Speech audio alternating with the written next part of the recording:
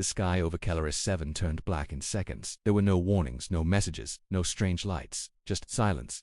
Then the fire came. Orbital telescopes exploded. Communications, satellites burned. Cities went dark as shadows blotted out the sun. And from above, the Varkal swarm descended. Kelleris 7 was not a war world. It was a planet of science, neutral, peaceful, filled with thinkers and researchers. It had no army, only a small defense fleet that mostly ran patrols and scanned for space debris. No one expected war here, especially not from a race that had never even contacted them. The Varkal didn't speak.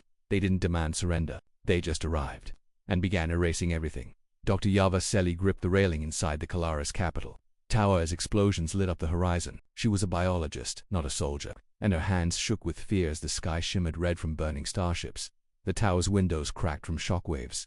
"I thought we had a treaty," she said aloud to no one. Commander Lauren, standing beside her, answered coldly, "We had peace, not defense." From the upper orbital port, the Celestodon launched in a hurry. It wasn't a warship. It wasn't even fast. It was a deep space science and transport vessel, built for long missions, not combat. But it had the one thing that mattered, now: space. Hundreds of civilians, researchers, families, children were loaded in. Every seat, every corridor, every cargo bay filled with the desperate captain. Ilren Voss stood on the bridge. His voice was hoarse from shouting orders. "Shut down all known essential systems. Seal decks 7 through 10.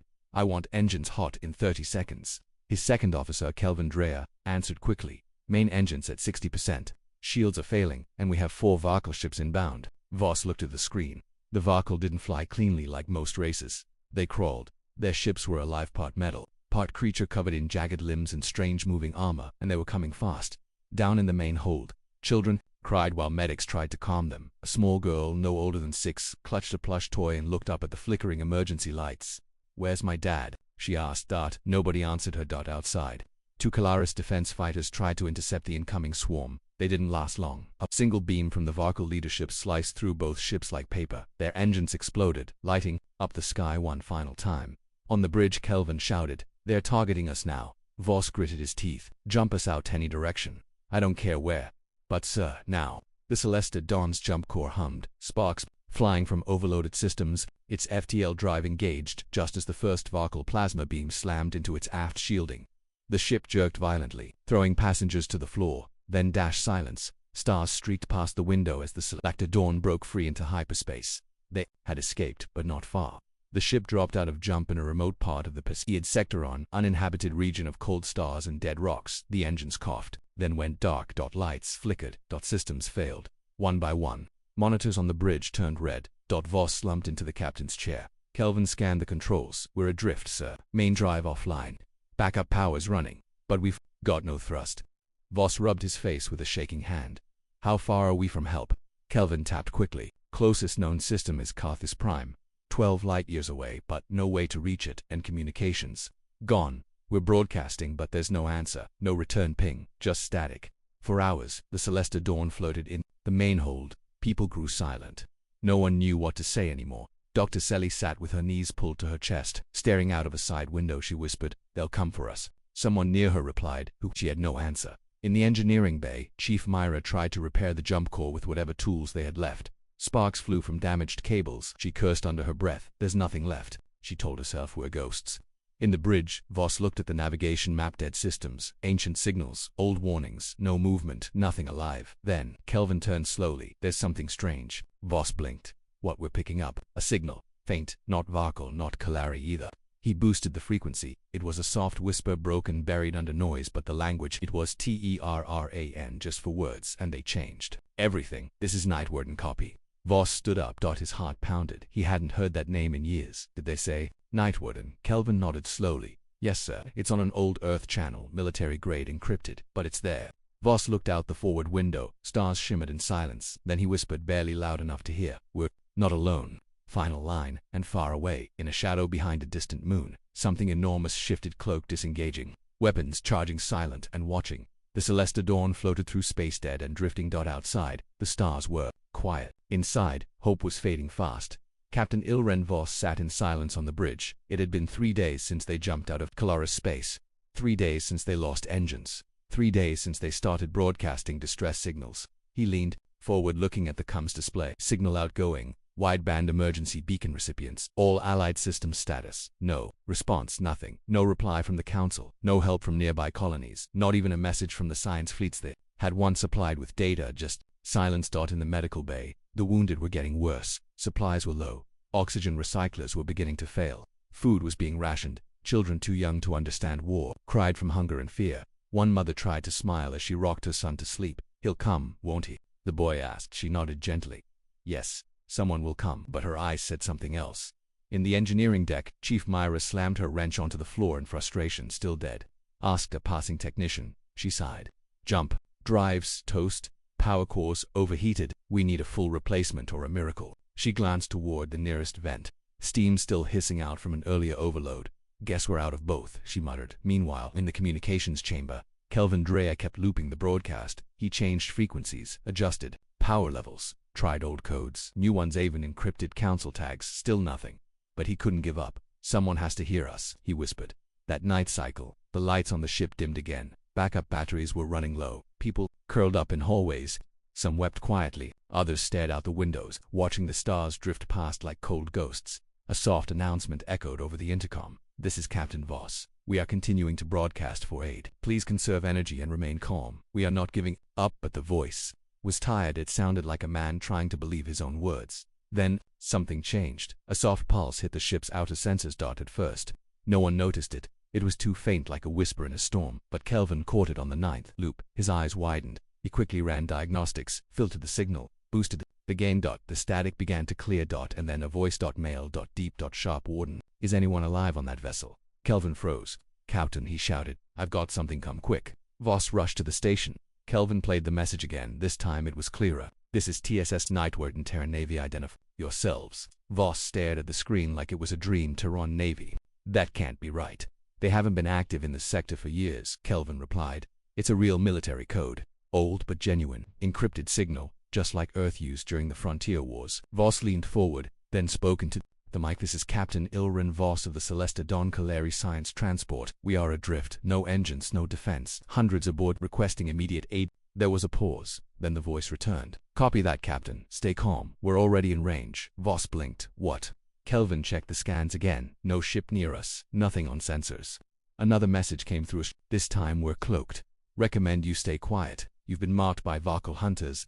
Voss's eyes narrowed. He looked at Kelvin. "They found us." Across the ship, alert lights turned red. A moment later, someone shouted from the lower decks, "We have contacts." Multiple ships dropping out of warp. Outside, the black emptiness of space began to twist. 3 Vakal hunter vessels appeared in flashes of green light. Their shapes looked like twisted claws, shining, jagged, and organic. Each one twice the size of the Celesta Dawn. They began to move in slowly. No hails, no warnings, just silence. And weapons powering up. Voss activated the emergency shield grid. "Get everyone to the lower decks." Now Kelvin's voice trembled. "Sir, we can't take even one hit. We're sitting ducks." Voss grabbed the mic again. "Nightwarden, we need help now." Silence. Then came the reply. "Acknowledged. Target lock confirmed. Engaging." Suddenly reality bent. Space twisted like a mirror snapping. And there it was.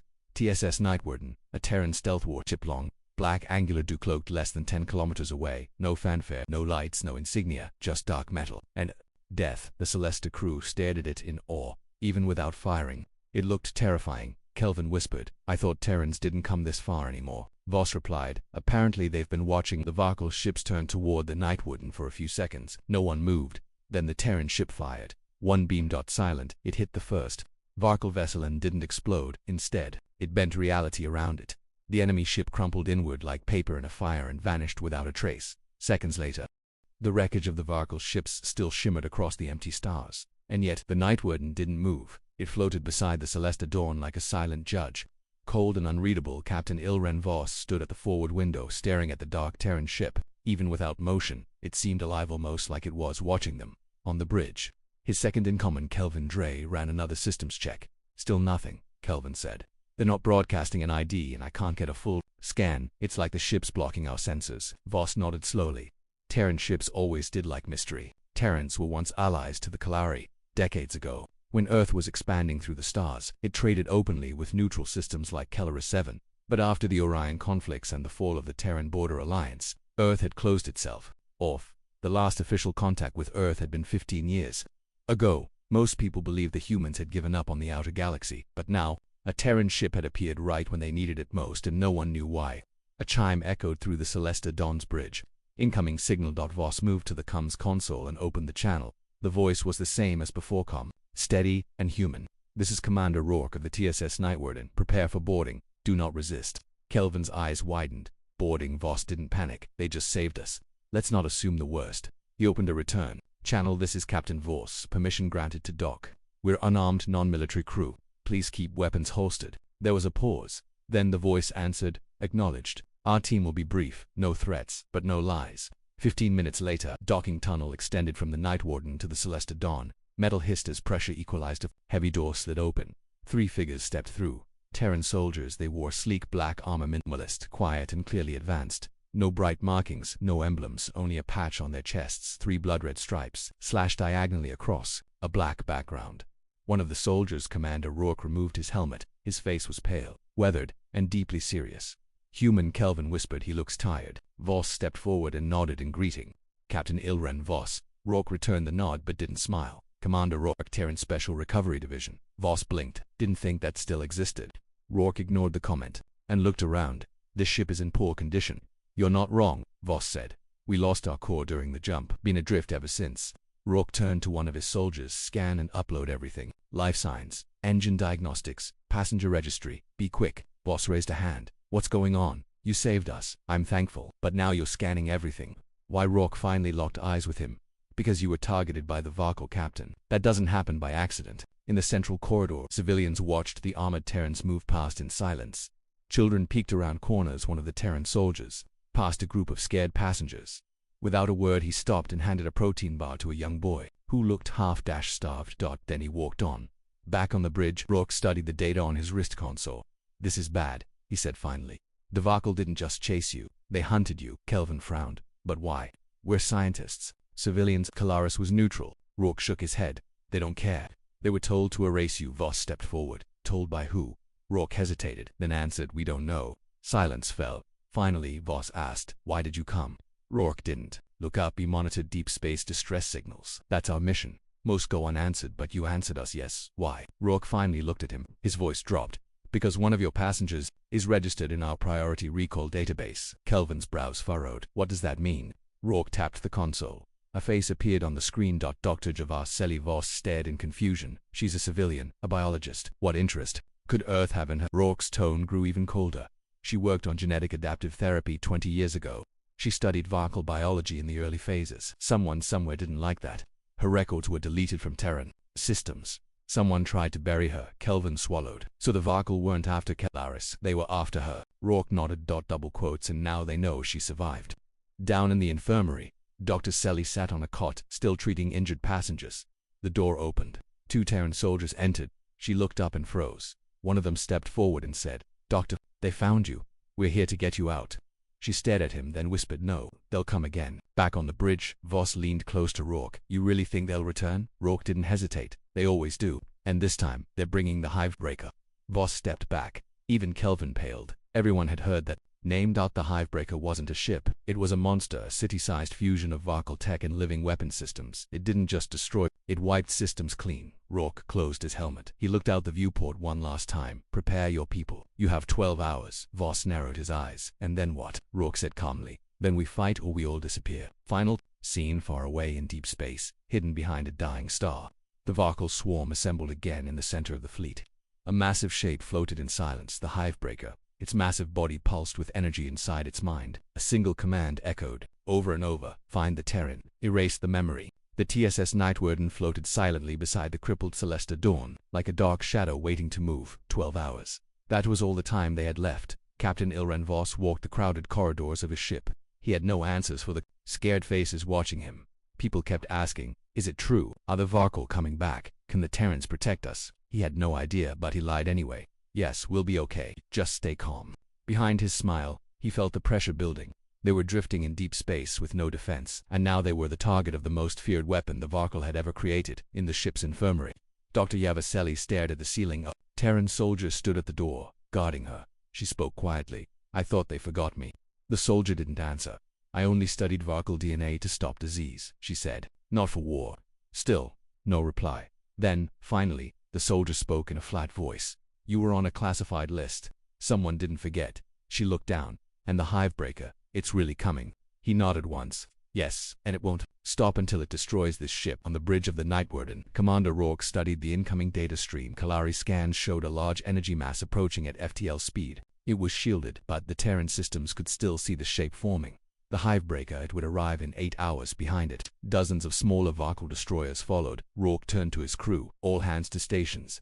I want blackout mode in place, all weapons charged, and stealth systems running cold." His communications officer, Lieutenant Kane nodded. Double quotes orders for the colliery ship. Rourke hesitated. "They can't jump, they can't run, they're staying behind us." He paused. "Keep their comms open. If we fail, at least someone will hear what happened." Deep inside the Night Warden's weapon core, the AI began activating restricted systems. Terran warships didn't rely on just lasers or missiles. They used gravitic slingshots, dark matter torpedoes, silent drone fleets, and classified experimental tech that most of the galaxy didn't even believe existed. The Night Warden was old, but it was dangerous, and now it was angry. On the Celesta Dawn, Kelvin stood with Voss at the main viewing deck. They looked out into space at the quiet black ship floating beside them. Kelvin whispered, "They don't look like heroes." Voss replied, "They're not." "Then, what are they?" Voss narrowed his eyes. "Reminders of what happens when you push Earth too far." Then an alarm sounded. Kelvin ran to the console. Multiple Varkal signals, incoming long-range sensors, just lit up. Voss looked up. "Already know this isn't the hivebreaker. It's a scout group, 5 ships, heavy armor, coming fast." Voss slammed the intercom. "Battle stations, everyone. 2 reinforced zones. Lockdown decks 5 to 9. They didn't. They have weapons, but they could prepare for the worst." Outside the ship, the Night Warden's whole Shimidan then vanished. It recloaked. The 5 Varkal vessels dropped out of FTL. They circled the Celesta Dawn, scanning and closing in. No weapons fired yet, but one of the Varkal ships extended a strange limb, biomechanical, covered in sensors. It reached toward the Celesta as if to probe it. Suddenly, boom. A silent ripple pulsed through space. One of the Varkal ships folded inward like it was being crushed by a giant, invisible hand. It didn't explode, it collapsed. Then another ripple. Second, Varkal gone. The rest began to scatter from behind the moon-sized rock nearby. The Night Warden deckcloaked, this time with weapons glowing red. Its main spinal cannon fired a graviton burst straight through the 3rd ship. The Varkal fired back. The Night Warden moved like a phantom dot. It dodged, shimmered, and vanished, reappearing only when its shots hit. Back on the Celesta Dawn, passengers watched through windows. Children pointed in awe. The dark ship didn't shine, it didn't make noise, it just hunted. Within 3 minutes, all 5 Varkal scouts were destroyed. The Night Warden returned to position beside the Kalari ship. Then the voice came through again. 5 down. Hivebreaker is next. Estimated arrival 4 hours. Voss sat in his chair, stunned. Kelvin asked, "Is it possible to survive what's coming?" Voss didn't answer. Hivebreaker arrived without sound. No engine trails, no signal, no warning. Just gravity shifts. And fear. In the space just beyond the shattered asteroid belt, the stars seemed to bend inward, and then, like a mountain dragging itself from a black ocean, the hivebreaker emerged into real space. It was monstrous, bigger than any city, longer than any known capital ship, a crawling fortress of armor, spines, and burning green cores. From the bridge of the Celesta Dawn, Captain Voss could barely breathe as he looked at it. "It's not a ship," he muttered. "It's a god." Beside him, Kelvin Dreas stared at the screens, which were blinking red one after another. "Captain, our sensors can't even scan all of it. We're only seeing 10% of the surface." From within the hive, thousands of Varkal drones poured out, swarming like hornets. They didn't aim for battle, they aimed to erase. Their orders were simple: find the human ship, find the scientist, burn everything else. On board the TSS Night Warden, Commander Rourke stood at the center of the bridge. His face was still, but his voice was sharp. "We hold this line, no matter what comes." His second-in-command, Lieutenant Kane, asked, "Orders on first strike?" Rourke stared at the massive thing on their screen. "We don't strike. Not yet. We let it come to us." He turned toward the weapons officer. "Arm protocol, black ice, all codes entered." The officer replied, "Final key is yours, Commander." Rourke stepped forward and placed his palm on the small console at the center of the bridge. A voice echoed across the system. "Final authorization received. Black ice is online." Back aboard the Celesta Dawn, people huddled in the cargo holds and engineering decks. Some prayed, some cried, some simply held each other in silence. In the infirmary, Dr. Yavaselli packed a small satchel with research data crystals. Her hands shook. She knew what the hivebreaker was years ago. She had studied its early organic code. Before it became a weapon, she whispered, "I helped build the cure, and now they're using it to destroy." The Terran soldier guarding her said nothing. Then, over the intercom, Captain Voss's voice crackled. "Everyone, the hivebreaker is here. But so is Earth. Hold fast, and believe in the Terrans. From the Night Warden, a pulse went out hidden, encrypted, invisible to the VARKA ALT. It didn't target weapons, it targeted space itself. Gravity around the Night Warden shifted. The ship became anchored, UNMOVABL. In seconds, it began generating distortions in the local space-time field enough to affect vehicle navigation. Commander Rourke muttered, "Let's see if your monster knows how to bleed." The hive breaker turned, its massive central cannon larger than any battleship charged. A green light began to glow. Energy levels spiked. Kelvin shouted from the Celesta Dawn's bridge, "They're targeting us." Voss shouted, "Do we have shields?" Kelvin yelled back, "Not enough to stop that." And then before anyone could speak again, the Night Warden moved. It leapt between the hivebreaker and the Celesta Dawn engines, silent, weapons hot. Its shields went up, powered by its full core. The cannon on the hivebreaker fired a beam the width of a city shot forward. Impact the entire Night Warden glowed white. Its shields screamed, decks flickered, hull plates peeled back, but it held. The Night Warden held. On the bridge, systems sparked. Smoke poured from vents. A crew member collapsed from a feedback burn. Rourke shouted, "All power to shields. Return, fire now." The Night Warden's response wasn't one shot. It was thousands. Micro-torpedoes. Plasma darts. Dark matter shards. Gravitic slugs. The weapons flew from every angle, each targeting a weak point in the hivebreaker's armor mapped in real time by the Terran AI. Some Varkal drones exploded. Others melted. But the hivebreaker kept coming. Its outer hull shifted, repairing itself mid-battle. Rourke clenched his fists. "We need to hit the heart, not the skin." In the medical bay, Dr. Selly suddenly stood up. "I know where it is." The soldier turned. "What?" She pointed at the console. "The hivebreaker's nervous core. Its hive mind is organic. I studied its early growth. It's buried deep, under the dorsal plates. If we can inject a graviton inversion burst there, it'll shut down everything. Tell your captain," she added. On the Night Warden, Rourke received the data packet. He didn't hesitate. "Prep the harpoon," a special weapon rarely used, extended from the bottom of the ship. It wasn't a missile. It was a delivery system inside it, a single warhead coded to fracture space and disable synthetic organic fusion systems. "Black ice. Target locked," said Kane. "We've got one shot." Rourke stared at the massive hivebreaker, now turning to charge again. "Then make it count." Final scene. The Night Warden fired the harpoon. It struck the hivebreaker's dorsal core with a flash of light and disappeared inside for a heartbeat. Nothing happened. Then the hivebreaker froze. Its limbs stopped moving. Its lights died. And, in silence, it began to fall apart. The hivebreaker hung in space like a dead god. Its limbs no longer moved. Its energy cores dimmed. The swarm of Arkle drones that once buzzed across the stars were falling silent one by one, like sparks burning out in the cold. Inside the Celesta Dawn, there was no cheering. Just silence. Captain Ilran Voss stood frozen. On the bridge, he had expected the hivebreaker to destroy them. He had imagined fire, screams, and debris. Not this. He stared at the screen. The massive Varkal weapon, unstoppable just moments ago, was now still and cracked, like a statue of a forgotten monster. Kelvin Dre slowly removed his headset. "It's offline," he whispered. Voss took a shaky breath. "Tell the crew." Kelvin nodded and tapped the intercom. "This is Kelvin Drea. The hivebreaker has been neutralized. Stay calm, remain in safe zones. We're still here." Across the ship, cries turned into stunned silence. Then whispers, then quiet sobs of relief. Inside the Night Warden, the bridge was a mess. Sparks flew from damaged consoles. Medical officers moved quickly, treating the wounded. Commander Rourke sat against a wall, blood dripping from his temple. A medic tried to pull him up. "I'm fine," Rourke muttered. "Report." Lieutenant Kane knelt beside a broken console. "We're alive. Shields are down to 6%. Hull breach on deck 4. Engines holding steady." He paused, and "The hivebreaker is down."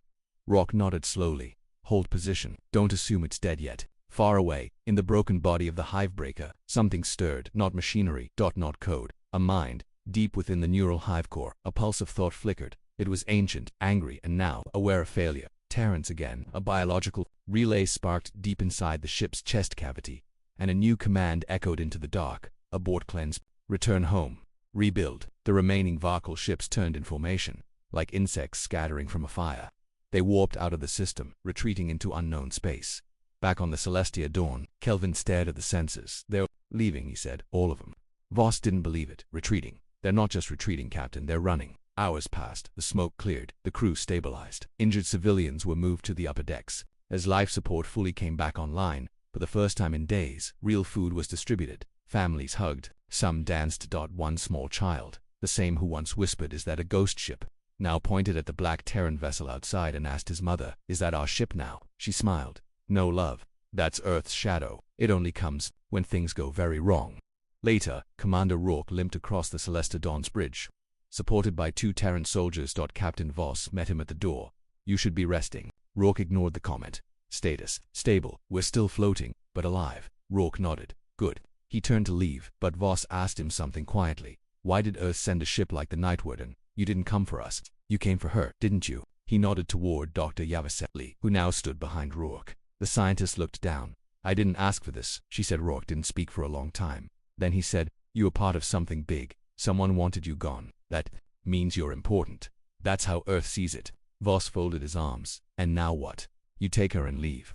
Rourke turned to Yava. You want to come with us? She looked out at the stars, then back at the Kolari civilians around her. I'll help rebuild the engines. I stay. Rourke didn't argue. He simply nodded. Then he added something cold. They'll come back one day. Maybe not tomorrow. Maybe not in your lifetime. But the Varkle, don't forget. Voss stepped forward and Earth. Rourke gave him a look filled with something ancient, something the galaxy had long tried to ignore. Earth doesn't forgive. Final scene on the far edge of the galaxy, beyond dead suns and forgotten ruins. The Varkle hive drifted back into shadow, but something new pulsed in their code. Threat: Earth. Status: uncontainable. Strategy: recalculate. And in the center of their archives, they added a new image. A Terran ship. Black. Silent. Marked with 3 blood-red stripes. Designation: Nightwarden. Directive: avoid until ready. The hivebreaker was gone. The Varkle had vanished into the stars. And for the first time in days, peace returned to the shattered edges of space. But deep inside the TSS Nightwarden, the crew knew better. Peace never lasted. Commander Rourke stood in the dark war room of his ship, surrounded by shifting holograms and fractured data streams. The hivebreaker's last transmission had been captured before its retreat. Not a warning, not a threat, just a pattern. Ancient Varkle code repeating like a heartbeat. Rebuild. Evolverated. Lieutenant Kane entered quietly. They're adapting, he said. Rourke didn't look away from the display. They always do. That's the problem with monsters that learn. Back aboard the Celestodon, repairs were finally underway. The Terrans had transferred fuel cells and reinforced the hull where possible, but most of the ship's systems were still barely working. Dr. Yavaseli stood with Chief Engineer Mira, studying the reconnected jump drive core. We can move again, Mira said, slowly. But we won't drift anymore. Yava nodded. Then we need to head back toward Kalara's command. The Council has to know the truth. The Varkle weren't after just a planet, they wanted a person. She didn't say her name. Myra didn't need to hear it. On the night, a message from Earth arrived through Tightbeam encrypted channels. The Terran High Command didn't offer thanks, didn't ask for updates, only gave orders. If Dr. Selly stays, protect her. If she leaves, follow. Observation status: permanent. Rourke read the words and felt the weight settle on his shoulders. He had seen this pattern before. Save a world, then watch it be forgotten. That night, under the stars, Captain Voss invited Rourke to walk the outer viewing deck. The stars stretched endlessly, quiet and peaceful. Voss spoke first. You Terrans don't celebrate much, do you? Rourke half smiled. It never lasts. Voss leaned against the rail. When I was younger, Earth was a story.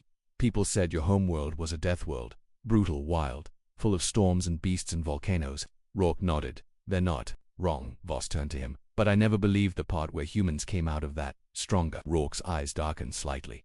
That's because no one remembers what Earth taught us. What's that? Rourke answered softly. You don't survive hell by running from it. You survive by walking through it and dragging others behind you. Suddenly, both men heard it. A sound, faint, electrical, distorted. Voss pulled his communicator. Kelvin's voice came through. Panicked. Captain, we're getting a signal from within the hivebreaker wreck. Rourke snapped to attention. That's impossible. It's shut down. Kelvin replied. It's not a Varkle signal. It's human. On the Nightwarden, the signal was analyzed, encrypted, ancient, hidden inside the hivebreaker's dying systems. It wasn't coming from Varkle tech. It was coming from a Terran distress beacon. Dr. Selly ran the code. Her hands trembled as she read the results. It's real, she whispered. It's a Terran deep black signature. Someone was on board the hivebreaker. Voss stared at her. What are you saying? I'm saying the Varkle didn't build that ship alone. She turned to Rourke. They had help. Terran help. Silence fell across the bridge. The kind of silence that says everything you thought was true might not be. Rourke spoke slowly. That's not possible. No Terran would help them. Yava stared him down. I saw those neural links. Varkle systems can't form that kind of a eye lattice. But Earth can. Then the signal spiked. The hologram on the Nightwarden screen turned from data into a face, blurry, scarred, metal across one eye.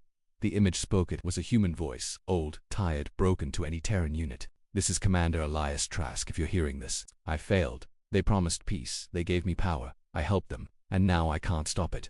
Don't trust Earth Command. They knew. They all knew. The screen went black. Don't one moved. Roar. Face had gone pale. Kelvin whispered, "Who was that?" Rourke's voice was hollow. "Elias Trask, Terran Fleet, Admiral, lost 20 years ago. Officially declared KIA." Dr. Selly's eyes widened. "You covered it up." Rourke didn't deny it. He stared at the dead screen and said, "We didn't just build weapons, we built the enemy." Final scene, far in Varkle space, a new structure began to form, half biological, half machine. Inside, a single chamber HUMMED.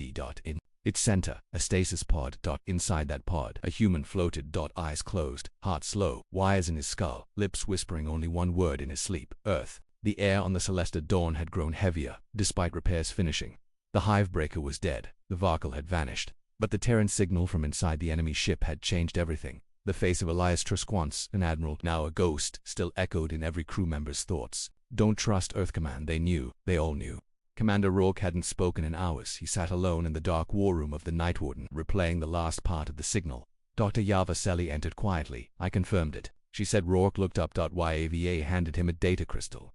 The core neural lattice in the Hivebreaker. It wasn't designed by the Varkle. It follows old Terran AI structures from before the isolation period.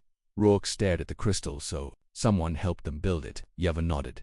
"And they used Trask to do it." Outside, the stars were calm, but a storm was building. Captain Ilren Voss gathered the leaders from both ships for a meeting in the Celesta Dawn's strategy chamber. "What happens now?" he asked. "We tell the galaxy the truth." Rourke didn't look up. "No." Kelvin frowned. "Why not?" "Because the moment you say Earth helped Varkle, every council, empire, and independent world will panic. They won't ask for proof. They'll send fleets." Voss leaned forward. "And if we stay quiet?" Rourke's voice was like ice. "Earth burns, the Varkle rise. The truth dies quietly in a sealed report." Yava stood up. "I won't be quiet," she said. "Not this time. I already stayed silent once. That mistake cost lives." Rourke met her gaze. "I'm not asking you to be silent. I'm asking you to be smart. If you disappear now, they'll know we know, and they'll erase every trace of it." She looked at him coldly. "Then what do we do?" Back aboard the Night Warden, deep in its AI chamber, Rourke activated a one-time command. The AI responded. Black Archive protocol engaged. "Do you wish to upload a classified data package for delayed release?" Rourke inserted the crystal. "Yes. Lock it under my name if I'm killed. If this ship is destroyed, the truth goes out galaxy-wide." The AI paused, then confirmed. "Upload complete." 2 days passed. The Celesta Dawn's engines were repaired. It was ready to jump. Dr. Selly prepared to leave with the Kalari ship. She stood at the docking gate, looking at Rourke. "I still don't trust you," she said. "You shouldn't," he replied. "But you should remember what we just did." She nodded slowly. "I will." Rourke extended his hand. "Stay alive." She shook it. "You too, Terran." As the Celesta Dawn left the system, slowly fading into jump space, the Night Warden remained behind, watching, silent, waiting, far across the galaxy. Deep in the Varkle sector, a pod opened. Elias Trask stepped out. His body was scarred, pale, but alive. Varkle machines pulled away from him like insects obeying a master.